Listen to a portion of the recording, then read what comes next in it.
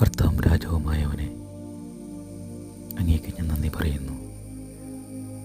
എൻ്റെ രക്ഷകനും ദൈവവുമായി അങ്ങയെ ഞാൻ സ്തുതിക്കുന്നു. അങ്ങയുടെ നാമത്തിന് ഞാൻ കൃതജ്ഞത അർപ്പിക്കുന്നു.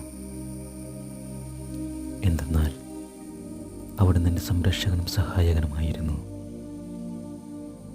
അവിടുന്ന് എൻ്റെ ശരീരത്തെ നാശത്തിൽ നിന്ന് രക്ഷിക്കുകയും പരദൂഷകൻ്റെ വലയിൽ നിന്നും വ്യാജം പറയുന്നവൻ്റെ ചുണ്ടുകളിൽ നിന്നും എന്നെ മോചിപ്പിക്കുകയും ചെയ്തു.